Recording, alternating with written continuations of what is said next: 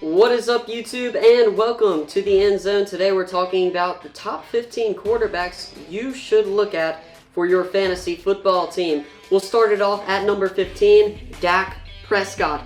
After Amari Cooper joined Dallas, Prescott averaged 272 yards per game through the air. He's definitely a guy you're going to want to watch this season.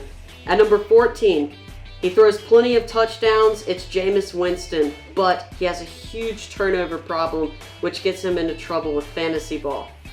At number 13, Phillip Rivers.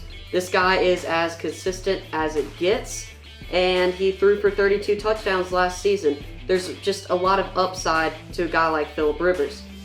Number 12, this is for those players who are looking to roll the dice. Kyler Murray.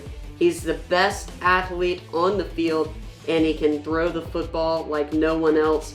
He's going to be really good next year, but how good with that Cardinals team? Number 11, Carson Wentz. We know he's one of the best quarterbacks in the NFL, but we don't know about his health. His injuries have plagued him in the past. Number 10, Cam Newton. The only problem with Cam Newton is his inconsistency.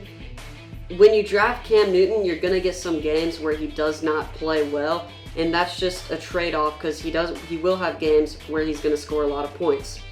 Number 9, Ben Roethlisberger. Now, Ben Roethlisberger would be higher up, but he does lose Antonio Brown. Should you expect another 5,000-yard season from him? Possibly, but it's going to be difficult without AB. Number 8, Drew Brees. Now, I know lots of people are down on Drew Brees lately because he is getting older and his offense got worse as the season went on, but I feel like you can still have a solid quarterback in Drew Brees and a guy who will get you points. Number 7, Baker Mayfield. He is an incredible quarterback with superb accuracy.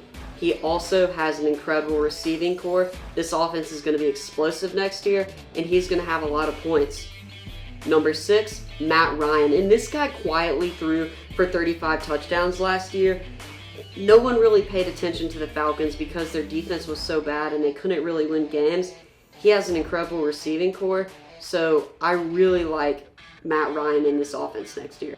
Number 5, Jared Goff. This is a sleeper pick.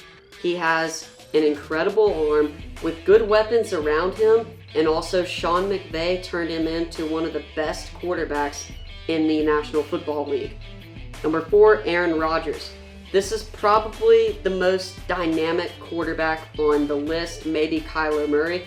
But the problem with Rodgers is his attitude. He has a very bad attitude problem, and if he does not sync well with his new coaching staff, it could be a disaster year for this offense. Number 3, Deshaun Watson. Not only can he run, but Watson tossed 17 touchdowns and 2 interceptions over the final 10 games of last season. Deshaun Watson is a playmaker. Can his offensive line protect him? And will the injury bug catch him this year? Number 2, a guy who is on an injury caution list. If you're thinking about drafting Andrew Luck, the upside is very high, but he does have health issues, and you're kind of taking a gamble with that.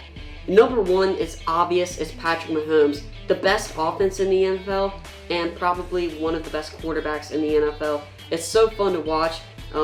He's just going to get all the stats you need, and he's definitely a lock if you have the chance to get him, possibly first round. I think you should, and it might be worth it, depending on how many players you have on the league, if you can get a running back. But let me know what you think down in the comment section below. Did I leave anyone out of this top 15 list?